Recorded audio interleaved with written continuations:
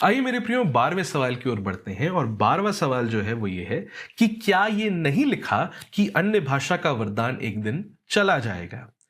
हाँ मेरे प्रियो, बिल्कुल लिखा है कि एक दिन अन्य भाषा का वरदान चला जाएगा। और कुछ लोग इस आयत का इस्तेमाल करके ये कहते हैं कि आज के वक्त परमेश्वर जो है वो अन्य भाषा का वरदान नहीं देता है, क्योंकि पवित्र शास्त्र पूरा हो चुका है, इसलिए परमेश्वर को आवश्यकता नहीं है कि भविष्यवाणी का वरदान दे या अन्य भाषा में बोलने का वरदान दे। ऐसा कुछ लोग कहते हैं और उन लोगों को थियोलॉजिकली कहा जाता है सेसेशनिस्ट।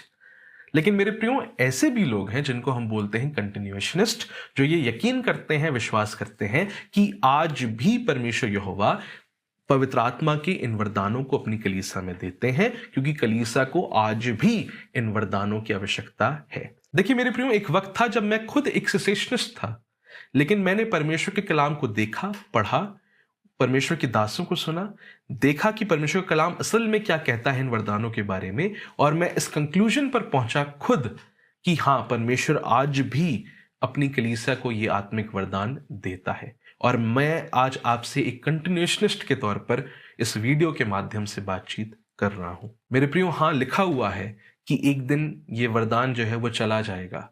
आइए उस अध्याय, उन आयतों की ओर चलते हैं जहां पर लिखा हुआ है कि ये वरदान जो है वो रुक जाएंगे, और उसी अध्याय से, उन्हीं आयतों से हमको पता चलेगा कि वह आखिरकार कौन सा दिन है जब ये वरदान जो है, अन्य भाषा का वरदान, भविष्यवाणी का वरदान, ज्ञान का वरदान, ये थम जाएगा, बुद्धि का वरदान ये थम जाएगा। ये कौन सा दिन है आखिरकार?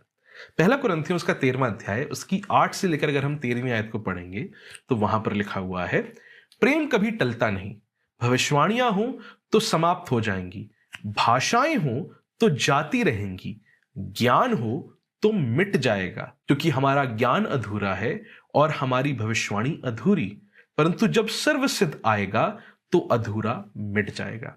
अब बहुत से लोग ये कोशिश करते हैं कि ये जो लिखा हुआ है ना शब्द सर्वसिद्ध, इसको कहें कि ये पवित्र शास्त्र के पूरे होने की बात हो रही है असल में। लेकिन मेरे प्रियो, अगर आप इस पर्टिकुलर चैप्टर को, इन वर्सेस को कॉन्टेक्स्ट में पढ़ेंगे पूरी बाइबल के, तो आपको ये देखने को मिलेगा कि ये सर्वसिद्ध जो है ये पवित्र शास्त्र की बात नहीं कर रहा है, लेकिन एक ऐसे वक्त की बात कर रहा है जब मसीह यीशु का दूसरा आगमन होगा और वह अपने लोगों से आमने सामने मिलेगा।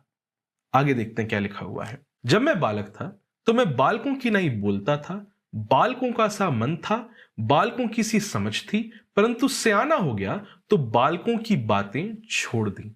यहां पर वो इस उदाहरण का इस्तेमाल करके कह रहा है कि जब एक वक्त आएगा जब हम मैच्योरिटी को कोई शख्स अगर प्राप्त कर लेता है तो वो बालकपन वाली जो चीजें होती हैं ना, वो जाती रहती हैं, वो चली जाती हैं, वो खत्म हो जाती है। और वो अल्टीमेट मैच्योरिटी कब आएगी पौलुस के अनुसार? देखिए आगे लिखा हुआ है, अब हमें दर्पण में धुंधला सा दिखाई देता है, परंतु उस समय आमने सामने देखेंगे।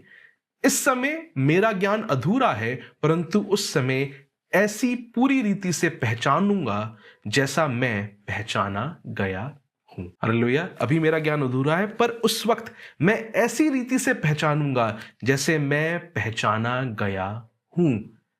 कब? जब सर्वसिद्ध आएगा, जब मैं आमने सामने देखूंगा, परंतु उस समय आमने सामने देखूंगा।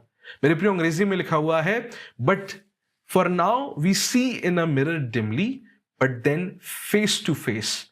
Now I know in part, then I shall know fully, even as I have been fully known. तब मैं संपूर्ण रीति से जानूंगा जैसे मुझे जाना, पहचाना गया है।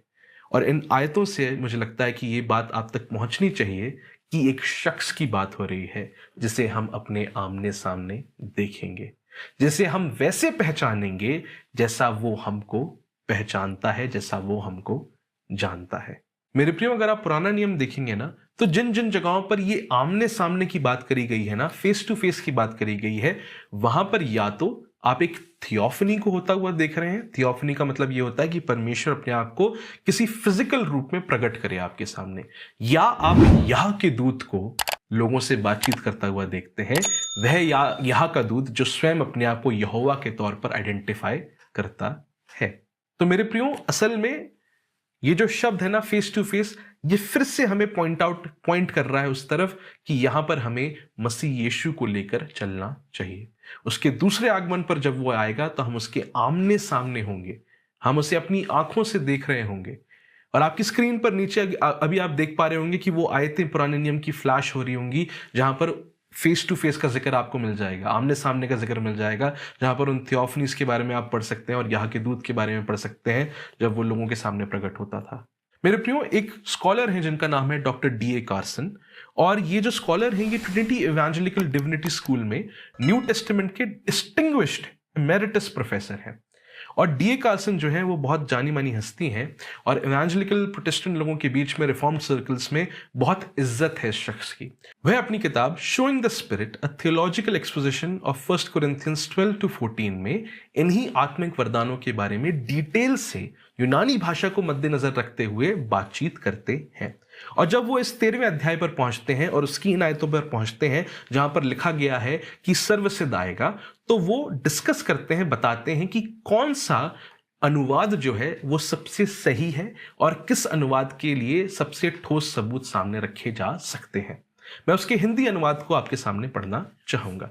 तीसरा और अधिकांश लोगों द्वारा माना गया अर्थ यह है कि सर्वसिद्ध का संबंध दूसरे आगमन से है। मैं दूसरे आगमन से संबंध कहता हूं, ना कि दूसरा आगमन स्वयं, क्योंकि कुछ ने यह आपत्ति उठाई है कि ग्रीक शब्द परूसिया, जिसका अर्थ होता है दूसरा आगमन, स्त्रीलिंग है, जबकि सिद्धता, सर्वसिद्धता के लिए उपयोग किया गया शब्द पुल्लिंग है।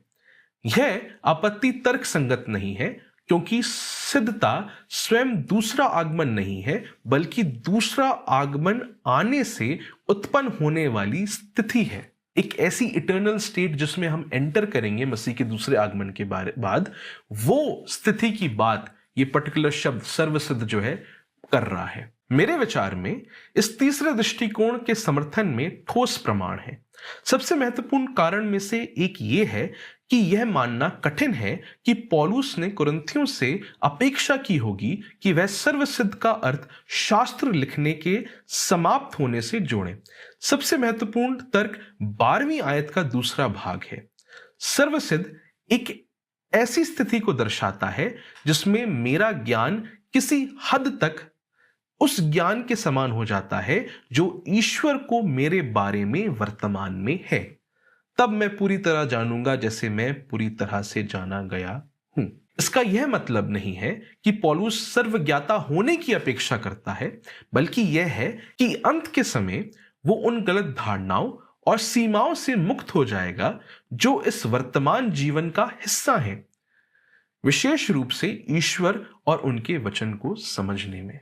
उसका ज्ञान ईश्वर के वर्तमान ज्ञान के समान होगा, क्योंकि उसमें कोई गलत धारणा नहीं होगी और यह इस युग में देखी जा सकने वाली सीमाओं से पार होगा, सीमाओं से परे होगा। पौलुस का तर्क यह नहीं है कि आत्मिक वरदान अपनी कमजोरियों या असफलताओं के कारण समाप्त हो जाएंगे। उसका तर्क इस बात पर आधारित है कि क्या आने वाला है। और मेरे प्रियो, हम सब जानते हैं क्या आने वाला है। अनंत जीवन मसीह यीशु के साथ आने वाला है। वो इटर्नल स्टेट आने वाली है, और जब वो इटर्नल स्टेट आ जाएगी तब हमको इन वरदानों की बिल्कुल आवश्यकता नहीं होगी। हमको भविष्यवाणी के वरदान की आवश्यकता नहीं होगी, क्योंकि हमको ऑलरेडी जो भविष्य में होने वाला था, अल्टीमेट प्रोफेसी पूरी हो चुकी है। मसीह यीशु का दूसरा आगमन पूरा हो चुका है। तो अब हमें भविष्यवाणी के वरदान की आवश्यकता नहीं है। अब हमें अन्य भाषा के वरदान की आवश्यकता नहीं, क्योंकि हम अल्टीमेटली अब परमेश्वर यहोवा को अपनी आंखों से अपने सामने देख रहे हैं, उसकी स्तुति और प्रशंसा कर रहे हैं।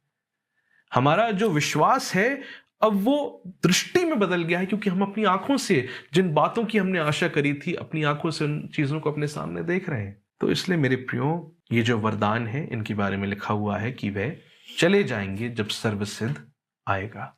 Doctor D.A. कार्सन भी इन आयतों के ऊपर कमेंट करते हुए लिखते हैं, तब जब सर्वसिद्ध आएगा हम आमने सामने देखेंगे। यह वाक्य सेप्ट्यूजेंट में एक दिव्य दर्शन थियोफनी का संकेत है और लगभग निश्चित रूप से दूसरे आगमन से उत्पन्न होने वाली नई स्थिति को संकेत करता है।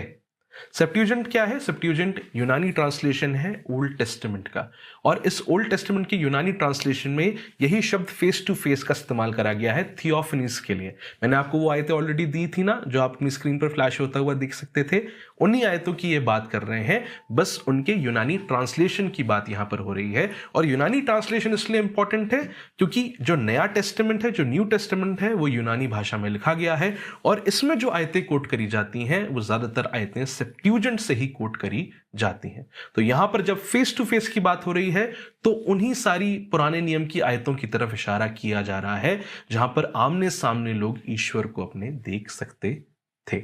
मेरे प्रियो, एक आखिरी आर्ग्यूमेंट आपके सामने और रखना चाहूंगा कि क्यों ये जो सर्वसिद्ध है ये असल में पवित्र शास्त्र के पूरा होने की बात नहीं कर रहा है।